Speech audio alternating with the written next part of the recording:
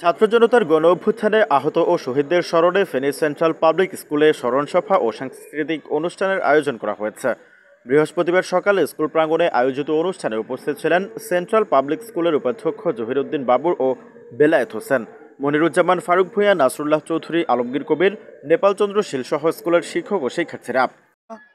শান্তিধারা আবাসিক এলাকা পাবলিক স্কুলের আজকের বৈষম্য ছাত্র আন্দোলনের স্মরণ সভার আজকে আমি এসে আলহামদুলিল্লাহ খুব ভালো লাগলো।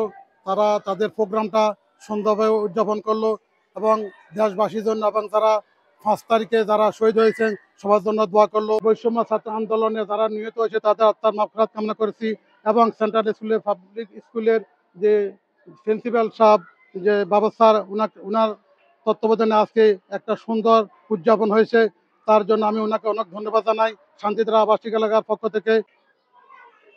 জুলাই এবং আগস্টেই বাংলাদেশের যে বৈষম্য বিরোধী ছাত্র আন্দোলন হয়েছে, যেখানে দেশের এবং সমাজের বিভিন্ন জায়গায় বৈষম্য দূর করার জন্য ছাত্ররা যে যুগোত্তর আন্দোলন করেছে, এই মেসেজটা আমি আজকে আমার ছাত্রদেরকে দিতে চেয়েছি, যেন ছাত্ররা এই আন্দোলনের প্রেক্ষাপট থেকে শিক্ষা নিয়ে ভবিষ্যতে সমাজে, রাষ্ট্রে, সব জায়গায় যে বৈষম্য, এই বৈষম্য দূরে তারা যেন ভূমিকা রাখতে পারে।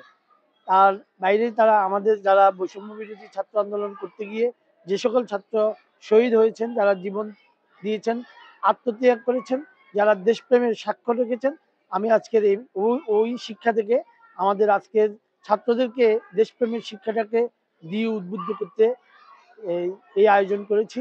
আমি বৈষম্য বিরোধী ছাত্র আন্দোলনের শহীদদের জন্য দোয়া করেছি, আল্লাহ যেন সকলকে শহীদি মর্যাদা দান করেন, সবাই যেন জান্নাতবাসী হয়। আর যে সকল ছাত্ররা আহত হয়েছে, অসুস্থ আছে, তাদের চিকিৎসার জন্য সরকার যেন দৃষ্টি নিক্ষেপ করে, এ বিষয়ে সরকারের নিকট জোর দাবি জানাচ্ছি।